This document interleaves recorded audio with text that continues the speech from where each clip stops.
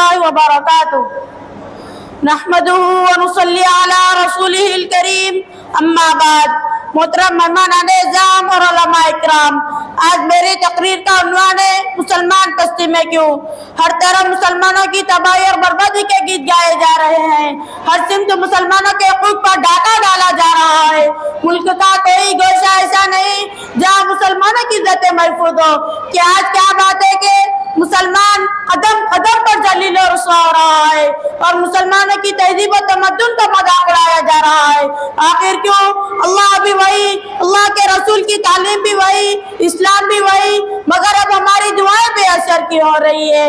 حضرات گرامی، تاریخ اس بات کی گواہ ہے، واقعات زمانہ حال سے چیخ کر دے رہے ہیں کہ مسلمان جب تک صحیح معنوں میں مسلمان رہے اور اللہ کی رضی کو مضبوطی سے تھامے رکھا، تب تک زندگی کے ہر میدان میں فتح و نصرت سے ہمکنار رہے اور کامیابی قدم چومتی رہی۔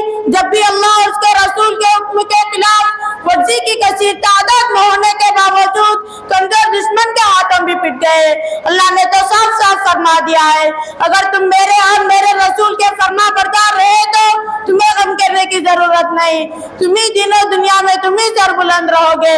لیکن ذرا بھی تم نے میرے اور میرے رسول کے حکم سے سرتابی کی تو ذلیل و خوار ہو جاؤ گے اور قدم قدم پر ذلت اور رسوائی کا سامنا کرنا پڑے گا۔ حضرات گرامی، آج ہم پوری دنیا میں لاکھوں نہیں، کروڑوں نہیں، اربوں کی تعداد میں موجود ہے، مگر دنیا کی نگاہوں میں ہماری کوئی وقت اور عزت نہیں۔ ہماری یہ حالت اس لیے ہوئی کہ ہم نے خدا کے عہدوں اور حکموں کو توڑا اور اس کے فرمانوں کو نظر انداز کیا اور اس کے لاڈلے اور چہیتے رسول کی تعلیمات کو بلا دیا ہے۔ ہم جیسے پاپیوں، مجرموں، گنہگاروں کو جو بھی سزا ملے کم ہے۔ محترم حضرات، اسلامی نام رکھ لینے، گنی چنی اسلامی رسمیں ادا کر لینے اور محض گوشت کھانے سے کوئی شخص مسلمان نہیں ہو سکتا۔ اسلامی اطاعت اور فرما برداری کا نام ہے۔ مسلمان ہونے کا مطلب خود سپردگی کرنا ہے۔ مسلمان وہ ہے جس کے قلب میں کلمہ لا الہ الا اللہ محمد رسول اللہ اس قدر جانگزی ہو جائے کہ اس کے دل و دماغ میں اس کا غلبہ ہو۔ اللہ تعالی ہم سب کو اپنا حکم کو اپنانے کی توفیق عطا فرمائے، آمین یا رب العالمین۔ وآخر دعوانا الحمدللہ رب العالمین۔ السلام علیکم ورحمۃ اللہ وبرکاتہ۔ السلام علیکم ورحمۃ اللہ وبرکاتہ۔ نحمدہ ونصلی علی رسولہ الکریم، اما بعد۔ محترم مہمان اعظام اور علماء کرام، آج میری تقریر کا عنوان ہے تکبر کا انجام۔ تکبر بے حد خطرناک مرض ہے، یہ ایسا مرض ہے کہ جس کو بھی دبوچتا ہے نہ صرف اس کی اخلاقیات کو مارتا ہے بلکہ اس کی ایمانیات پر بھی خطرناک حملہ کرتا ہے۔ یہ ایسا مرض ہے کہ لاکھوں برس تک عبادت کرنے والوں کو جب اس نے دبوچا تو صرف فاسقوں کو گمراہی نہیں بلکہ کافر اور مشرک بنا دیا۔ عبادت میں فرشتوں کا استاد ابلیس نے کامل 60 لاکھ برس تک اللہ کی عبادت کی تھی، مگر جب اس نے اللہ کی نافرمانی کی اور حضرت آدم کو سجدہ کرنے سے انکار کیا تو اللہ نے اس کو دھتکار دیا اور اپنے دربار سے ذلیل کر کے نکال دیا۔ اسی لیے کہا جاتا ہے کہ اپنی نمازوں پر غرور نہ کرو۔ اگر خدا نے تمہیں 5 وقت کی نماز اور ذکر و اذکار کی توفیق دے رکھی ہے تو اس توفیق کا خداوندی پر غرور نہ کرو اور بے نمازیوں کو حقیر و کمزور نہ سمجھو۔ ہو سکتا ہے آج ہم سے حقیر سمجھ رہے ہیں، کل وہ اللہ کے نزدیک عزت و عظمت والا ہو۔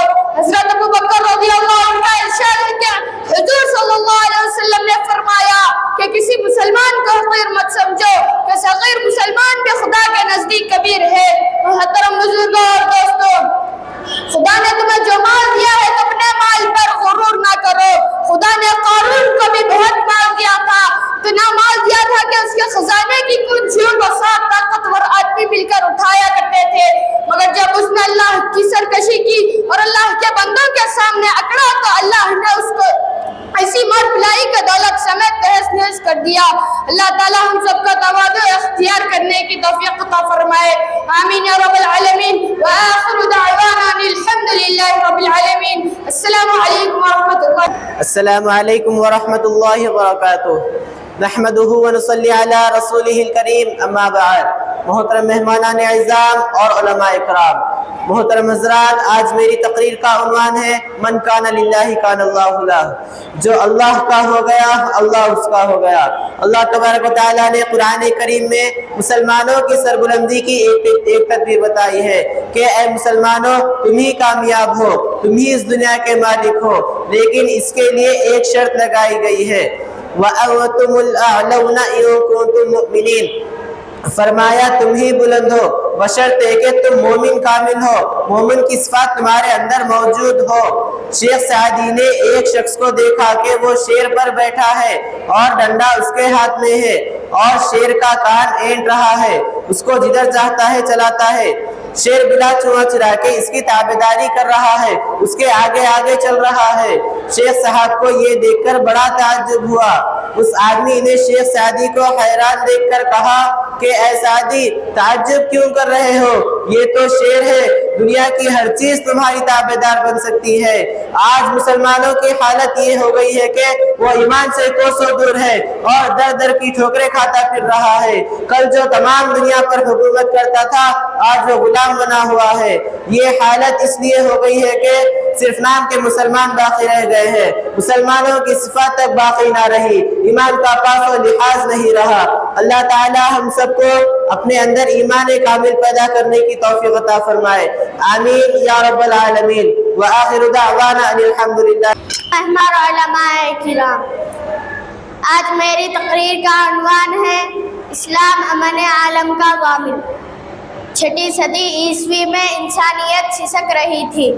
مفلسی کے خوف اور جہالت کے نامولود لڑکے اور لڑکیوں کو زندہ دفن کر دیے تھے. زنا اور عریانی معاشرے کی عام وبا بن چکی تھی. تو اس وقت اسلام نے وہ انقلاب برپا کیا کہ ہلاکت کے موجوں نے سسکتی انسانیت کو ساحل پر لا کھڑا کیا. اسلام کی تعلیمات کا مطالعہ کرنے سے معلوم ہوتا ہے کہ جہاں ایمان و اسلام کا مادہ خود امن و سلامتی کا پیغام دیتا ہے، وہی اسلام کا طریقہ سلام السلام علیکم ورحمۃ اللہ وبرکاتہ کے ذریعے امن و آشتی کا درس دیتا ہے. الغرض عبادات ہو یا معاملات، معاشرت ہو یا سیاست، خواہ زندگی کا کوئی بھی شعبہ ہو، ہر شعبے میں اسلام امن و سلامتی کا درس دیتا ہے. ارے اسلام پر دہشت گردی کا الزام لگانے والوں، کیا تمہیں اسلام کی پاکیزہ تعلیمات نظر نہیں آتی جو جہاد میں عورتوں، بچوں، بوڑھوں اور مذہبی پیشواؤں پر ہاتھ تک نہیں اٹھاتے؟ وہ دہشت گردی کیسے کر سکتا ہے؟ جو مذہب یتیموں کے مال کو ضائع کرنے پر پابندی لگاتا ہے، وہ ان کے جانوں سے کیسے کھیل سکتا ہے؟ جو مذہب زکوٰۃ و صدقات کے ذریعے مفلسوں اور ناداروں کی روزی کا انتظام کرتا ہے، وہ ان کو قتل کرنے کا حکم کیسے دے سکتا ہے؟ اللہ تعالی ہم سب کو آقا صلی اللہ علیہ وسلم کی تعلیمات پر عمل کرنے کی توفیق عطا فرمائے. آمین یا رب العالمین. وآخر دعوانا الحمدللہ رب. السلام علیکم ورحمۃ اللہ وبرکاتہ. نحمده ونصلي على رسوله الكريم اما بعد. آج میری تقریر کا عنوان ہے علم دین کی فضیلت و اہمیت. علم 2 طرح کا ہے، ایک دنیاوی ایک اخروی. علم چاہے دنیاوی ہو یا اخروی ہو انسان کو عزت و فضیلت عطا کرتا ہے، لیکن دنیاوی علم صرف دنیا تک ہی محفوظ رہتی ہے اور اخروی انسان کو دونوں جگہ رسوائی و ذلت سے نجات دلاتا ہے اور عزت و شوکت عطا کرتا ہے. ایک حدیث میں سرور کائنات صلی اللہ علیہ وسلم نے ارشاد فرمایا کہ عالم کی فضیلت عابد پر ایسی ہے کہ جیسے کہ چودھویں چاند کی. علیکم ورحمۃ اللہ وبرکاتہ. احمده ونصلي على رسوله الكريم اما بعد محترم مہمانان اعزام اور علماء کرام، محترم حضرات، آج میری تقریر کا عنوان ہے قرآن مجید۔ اللہ نے قرآن مجید کے پہلے پارے میں ارشاد فرمایا کہ ایک ایسی کتاب ہے جس میں کوئی شک و شبہ نہیں، ہدایت ہے متقیوں کے لیے، یعنی اس میں کوئی شک و شبہ کی گنجائش نہیں ہے۔ قرآن مجید جو حضرت محمد مصطفیٰ صلی اللہ علیہ وسلم پر نازل کیا گیا ایک ایسی کتاب ہے جس کی دنیا میں مثال نہیں ہے، ہر اعتبار سے بے نظیر و بے مثال ہے۔ یہ وہ نسخہ کیمیا ہے جو ہمیں ہمارے نبی محمد رسول اللہ صلی اللہ علیہ وسلم کی توسط سے ملا ہے، جس میں ہمارے لیے دنیا و آخرت کی کامیابی اور کامرانی کا سامان ہے۔ قرآن وہ کتاب ہے جس کی حفاظت کی ذمہ داری خود رب العالمین نے لے لی ہے۔ ارشاد باری ہے، ہم نے ہی اس قرآن کو اتارا ہے اور ہم ہی اس کی حفاظت کرنے والے ہیں۔ دنیا میں جتنے بھی انبیاء کرام تشریف لائے سبھی کو اللہ نے معجزات سے نوازا، اور ہر نبی کو کوئی ایسا معجزہ ضرور دیا کہ اس زمانے کے حالات کے مطابق تھا۔ جس طرح ہمارے نبی صلی اللہ علیہ وسلم مبعوث ہوئے تو اس زمانے میں عرب میں شاعری کا بہت زور تھا، عربوں کو اپنی فصاحت و بلاغت پر ناز تھا، چنانچہ حضور صلی اللہ علیہ وسلم کو دیگر معجزات کے علاوہ ایک زندہ جاوید معجزہ قرآن مجید کی صورت میں دیا گیا، جس کی فصاحت و بلاغت کے سامنے عرب کے بڑے بڑے فصحاء و بلاغاء نے گھٹنے ٹیک دیے۔ محترم حضرات، قرآن مجید کلام اللہ ہے، اور کلام اللہ کو تمام کلاموں پر اسی طرح فضیلت حاصل ہے۔ جس طرح اللہ کو اپنے تمام مخلوق پر قرآن مجید کی صورت میں ہمیں کتنی عظیم دولت مل گئی ہے، اگر ہم نے اس دولت کی قدر نہ کی تو ہم سے بڑھ کر بد نصیب کون ہوگا۔ حضور صلی اللہ علیہ وسلم فرماتے ہیں کہ اگر جس کے سینے میں قرآن کا ایک حصہ بھی نہ ہو وہ ویران گھر کی طرح ہے۔ ایک دوسرے حدیث میں ہے کہ تم میں سب سے بہتر وہ ہے جو قرآن سیکھے اور سکھائے۔ اللہ تعالیٰ ہم سب کو قرآن مجید کے احکام پر عمل کرنے کی توفیق عطا فرمائے، آمین یا رب العالمین۔ وآخر دعوانا الحمد للہ رب العالمین۔ السلام علیکم ورحمۃ اللہ وبرکاتہ۔ نحمدہ ونصلی علی رسولہ الکریم، اما بعد، محترم مہمانان اعزام اور علماء کرام، محترم حضرات، آج میری تقریر کا عنوان ہے عبادت کی اہمیت۔ انسان کی زندگی میں عبادت کیا اہمیت رکھتی ہے، یہ بات اس وقت تک ٹھیک سمجھ میں نہیں آ سکتی جب تک ہمیں یہ معلوم نہ ہو کہ انسان کی زندگی کا مقصد کیا ہے اور وہ کیوں اس دنیا میں آیا ہے۔ ہم دیکھتے ہیں کہ اس دنیا میں انسان کو ایک غیر معمولی مقام حاصل ہے، وہ کمزور ہونے کے باوجود آسمان و زمین کی ہر چیز پر حکومت کرتا ہے۔ کائنات کی تمام قوتیں اپنا سارا زور اس لیے صرف کرتی ہیں کہ انسان کی بھوک مٹے اور اس کی زندگی کا سامان مہیا ہو۔ سوال پیدا ہوتا ہے کہ آخر ایسا کیوں؟ آپ میں کیا خصوصیت ہے جس کی بنا پر کائنات آپ کی خدمت کرتی ہیں؟ تو ان سوالوں کا جواب سمجھنے میں دیر نہیں لگے گی۔ تمام کائنات کو آپ کی خدمت پر اسی لیے مامور کیا گیا ہے کہ آپ ایک بہت بلند اور اعلیٰ کام پر مامور ہیں، اور وہ کام ہے عبادت اور بندگی۔ یہی ہماری زندگی کا مقصد ہے اور اسی کام کے لیے ہم اس دنیا میں بھیجے گئے ہیں۔ قرآن کریم میں باری تعالیٰ کا ارشاد ہے کہ میں نے جنات اور انسان کو صرف اس لیے پیدا کیا کہ وہ میری بندگی کریں۔ عبادت اس لیے اہم ہے کہ وہ ہماری زندگی کا مقصد ہے اور اسی کے بل پر ہم کائنات کی ہر چیز سے خدمت لیتے ہیں۔ اللہ تعالیٰ ہم سب کو عبادت کی اہمیت کو سمجھنے کی توفیق عطا فرمائے، آمین یا رب العالمین۔ وآخر دعوانا الحمد للہ رب العالمین۔ السلام علیکم ورحمۃ اللہ وبرکاتہ۔ السلام علیکم ورحمۃ اللہ وبرکاتہ۔ نحمدہ ونصلی علی رسولہ الکریم، اما بعد، محترم مہمانان اعزام اور علماء اکرام، محترم حضرات، آج میری تقریر کا عنوان ہے عمل۔ اللہ تعالیٰ نے قرآن کریم میں ارشاد فرمایا ہے کہ یقیناً جو لوگ ایمان لائے اور جنہوں نے عمل صالح کیا ان کے لیے باغات ہے جن کے نیچے نہریں بہتی ہے۔ یہ بہت بڑی کامیابی ہے حضرات۔ ایمان کے بعد عمل کا نمبر آتا ہے۔ جس طرح باغات کی سرسبزی اور شادابی کے لیے نہروں کی ضرورت ہے، بغیر سینچائی کے درخت سوکھ جائیں گے، اسی طرح ایمان کے درخت کی شادابی کے لیے عمل صالح کی شدید ضرورت ہے۔ آج ہماری اور آپ کی زبانوں پر ایمان کا نعرہ ہے، مگر اعمال کے میدان میں ہم بالکل کورے کاغذ کی طرح ہے۔ جب تک ہم اپنی زندگی میں عملی پہلو کو اجاگر نہیں کریں گے، اس وقت تک ہمیں خاطر خواہ کامیابی نہیں مل سکتی۔ ہمارا اور آپ کا مشاہدہ ہے کہ جب تک انسان ہاتھ پیر نہیں مارتا وہ اپنے مقصد میں کامیاب نہیں ہوتا ہے۔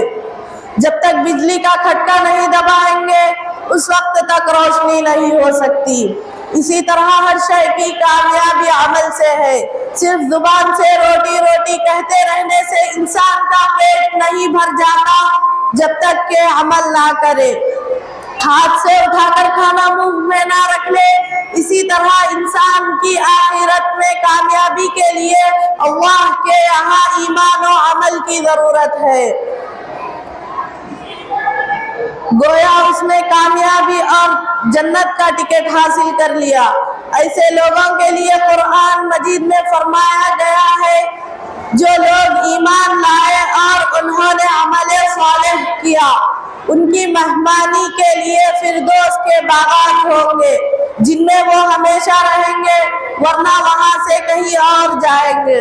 اللہ تعالی ہم سب کو عمل صالح کرنے کی توفیق عطا فرمائے، آمین ثم آمین یا رب العالمین۔ وآخر دعوانا ان الحمد للہ رب العالمین۔ السلام علیکم ورحمۃ اللہ وبرکاتہ۔ نحمده ونصلي على رسوله الكريم اما بعد۔ محترم مہمانان اعظام اور علماء اکرام، آج میری تقریر کا عنوان ہے طہارت کے فوائد۔ قرآن پاک میں اللہ تعالیٰ فرماتے ہیں کہ اللہ تعالیٰ پاک رہنے والوں سے محبت کرتا ہے۔ اسلام نے ہمیں طہارت اور پاکی سے متعلق زبردست تعلیم دی ہے۔ حضور اکرم صلی اللہ علیہ وسلم فرماتے ہیں کہ پاک صاف رکھنا آدھا ایمان ہے۔ بعض روایات میں آیا ہے کہ پاکی اور صفائی جنت کی طرف لے جاتی ہے اور ناپاکی جہنم کی طرف لے جاتی ہے۔ آج ہمارے مسلمان بھائیوں کو پاکی کی طرف کوئی توجہ نہیں، یہ سمجھتے ہیں کہ نماز کو پڑھنا نہیں، حالانکہ بدن کو کیوں پاک رکھے، حالانکہ نماز پڑھنا ہو یا نہ ہو ہر وقت بدن کو کپڑوں کو پاک صاف رکھنا ضروری ہے، کیونکہ موت کب آ جائے کسی کو پتہ نہیں۔ نبی کریم صلی اللہ علیہ وسلم جب قضاء حاجت کے لیے جاتے تو دو چیزوں کا خصوصیت سے خیال رکھتے، ایک تو بیٹھ کر قضاء حاجت کرنا، دوسرا باپردہ۔ آج ہم انگریزوں کو دیکھ کر ان کی نقل اور کاپی کرتے ہیں اور کھڑے کھڑے پیشاب کرتے ہیں اور اچھا طریقے سے استنجا بھی نہیں کرتے۔ حضور صلی اللہ علیہ وسلم نے کھڑے ہو کر پیشاب کرنے سے منع فرمایا ہے۔ آج اللہ تعالیٰ ہم سب کو بھی پاک صاف رہنے کی توفیق عطا فرمائے، آمین یا رب العالمین۔ وآخر دعوانا ان الحمد للہ رب العالمین۔ السلام علیکم ورحمۃ اللہ وبرکاتہ۔ وعلیکم ورحمۃ اللہ وبرکاتہ۔ نحمده ونصلي على رسوله الكريم اما بعد۔ محترم اساتذہ اکرام اور عزیز دوستو، محترم حضرات، آج میری تقریر کا عنوان ہے مسلمانوں کی موجودہ مشکلات اور ان کا حل۔ ہر طرف شور ہے، مسلمان تباہ کیے جا رہے، کوئی ان کا پرسان حال نہیں۔ مسلمان جس نے کبھی دنیا کے اکثر حصے پر حکمرانی کی تھی، آج وہی مسلمان محکومی کی زندگی گزار رہے۔ کتنے حسرت و افسوس کا مقام ہے، آخر ایسا کیوں ہوا؟ مسلمانوں کو یہ دن کیوں دیکھنا پڑا؟ کیا اسباب ہے جنہوں نے مسلمانوں کے عروج کو زال سے بدل دیا؟ بزرگوں اور دوستوں، آج ہم کو اپنے اندر تبدیلی پیدا کرنے کی ضرورت ہے، اپنے آپ کو بدلنے کی ضرورت ہے۔ آج مسلمانوں کو اپنی صفوں میں اتحاد و اتفاق پیدا کرنے کی ضرورت ہے، اختلافات کو مٹانے کی ضرورت ہے۔ اللہ کا فرمان ہے تم سب مل کر اللہ کی رسی کو مضبوطی سے پکڑ لو اور آپس میں متفرق نہ ہو۔ عرب کے جس ماحول میں حضور صلی اللہ علیہ وسلم تشریف لائے تھے اس میں بھی اختلافات تھے، لوگ ایک دوسرے کے جانی دشمن تھے۔ جب اسلام کی دولت ملی تو بھائی بھائی بن گئے، ایک دوسرے کے ہمدرد اور خیرخواہ بن گئے۔ صحابہ کرام کا تو یہ حال تھا اور ہمارا یہ حال ہے۔ ہم مسلمان گھروں میں پیدا ہوئے ہوئے پر اپنی دشمنی کو ختم کرنے کے بجائے بڑھا دینے میں لگے اور آپسی اختلافات کو مٹانے کے بجائے طول دینا پسند کرتے ہیں۔ کیا ان حالات میں ہم آگے بڑھ سکتے ہیں، ترقی کر سکتے ہیں؟ کیا کوئی قوم باعزت زندگی گزار سکتی ہے؟ محترم دوستو، آج ہمیں اپنے اندر اتحاد اتفاق پیدا کرنے کی ضرورت ہے، اختلافات کو مٹانے کی ضرورت ہے، جبھی ہم کو کامیابی اور کامیابی حاصل ہوگی۔ اللہ تعالیٰ ہم سب کو اتحاد اتفاق پیدا کرنے کی توفیق عطا فرمائے، آمین یا رب العالمین۔ وآخر دعوانا الحمد للہ رب العالمین۔ السلام علیکم ورحمۃ اللہ وبرکاتہ۔ اسمارٹ فون کے نقصانات اور تباہ کاریاں۔ اللہ تعالیٰ ہم سب کو جب انسان کسی کام کا مقصد نہیں سمجھتا تو اس کا کام بھی کبھی صحیح نہیں ہوتا، لہذا ہم اپنی زندگی کا مقصد سمجھ لیں کہ ہم دنیا میں کس لیے آئے ہیں۔ محترم حضرات، ہماری زندگی کا مقصد حصول تقویٰ یعنی اللہ تعالیٰ کی ولایت اور دوستی ہے۔ اللہ تعالیٰ فرماتے ہیں کہ میں نے جنات اور انسان کو صرف اپنی عبادت کے لیے پیدا کیا ہے۔ جب اپنی عبادت کے لیے پیدا کیا ہے تو بس عبادت ہی کی جائے گی اللہ کے یہاں۔ اللہ نے تو ہمیں اپنی عبادت کے واسطے پیدا کیا، لیکن ہم رومانٹک دنیا اور حسینوں کے چکر پر پڑے ہوئے ہیں۔ ہم نے اللہ کی بندگی چھوڑ کر گندگی میں زندگی ضائع کی تو اس کے ہم خود ذمہ دار ہیں۔ لہذا ہمارے معاشرے میں نوجوانوں کے قیمتی اوقات کے ضیاع کا ایک بڑا سبب موبائل فون بنا ہوا ہے۔ اس کے ساتھ وقت گزاری کا ایک عام مزاج بن چکا ہے۔ کبھی اس طرح خیال نہیں جاتا کہ میرا قیمتی وقت ضائع ہو رہا ہے، لہذا میرے دوستوں ہم اپنے اوقات کو قیمتی بنائیں اور خاص طور پر موبائل کے غلط استعمال سے بچنے کا اہتمام کریں۔ آج اس موبائل فون نے نئے نسل بلکہ ہر عمر والوں کو تباہ کر دیا ہے۔ اللہ پاک ہم سب کو اسمارٹ فون کے فتنے سے محفوظ فرمائے، آمین ثم آمین۔ وما علینا الا البلاغ۔ السلام علیکم ورحمۃ اللہ وبرکاتہ۔ نحمدہ ونصلی علی رسولہ الکریم، اما بعد۔ محترم مہمانان اعظام اور علماء اکرام، آج میری تقریر کا عنوان ہے صبر۔ قرآن مجید میں اللہ تعالیٰ نے فرمایا، اے ایمان والو صبر اور نماز سے سہارا حاصل کرو، بلکہ اللہ تعالیٰ صبر کرنے والوں کے ساتھ رہتے ہیں۔ حضرات، صبر ایسی دولت ہے کہ جس کو یہ دولت مل جائے وہ یقیناً خوش نصیب ہے، اس کو دنیا اور آخرت دونوں میں کامیابی حاصل ہوگی۔ قرآن میں ایک مقام پر صبر کرنے والوں کو ان الفاظ کے ساتھ خوشخبری دی گئی، اور آپ ایسے صابرین کو بشارت سنا دیجئے کہ جب ان پر کوئی مصیبت آ پڑتی ہے تو وہ کہتے ہیں کہ ہم تو اللہ تعالیٰ ہی کی ملک ہیں اور ہم سب اللہ تعالیٰ ہی کے پاس جانے والے ہیں۔ حدیث میں وارد ہے، یقیناً صبر اختیار کرنا پہلی ہی مصیبت کے وقت ہے۔ مطلب اس حدیث کا یہ ہے کہ آدمی کو اگر کوئی مصیبت لاحق ہو جائے تو افسوس اور رونا چلانا نہ کرے، بلکہ جس وقت اس پر مصیبت آ پڑتی ہے اسے پہلے ہی مرحلے میں صبر اختیار کر لینا چاہیے، اور اگر رونے دھونے کے بعد صبر کیا تو اس کا عند اللہ کچھ بھی اجر و ثواب نہ ملے گا۔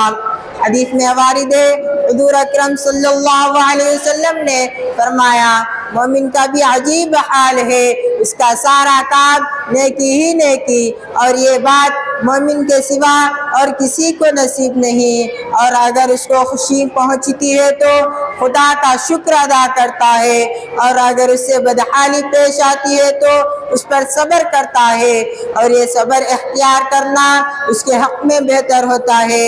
ایک موقع پر رسول خدا صلی اللہ علیہ وسلم نے حضرت عبداللہ بن عباس رضی اللہ عنہ کو مخاطب کر کے فرمایا، جان لو کہ اللہ کی مدد صبر کے ساتھ ہے، اور فراخی و کشادگی رنج اور بے چینی کے بعد ہے، اور یقیناً ہر سختی کے بعد آسانی ہے، اور ایک سختی دو آسانیوں پر کبھی غالب نہیں آ سکتی۔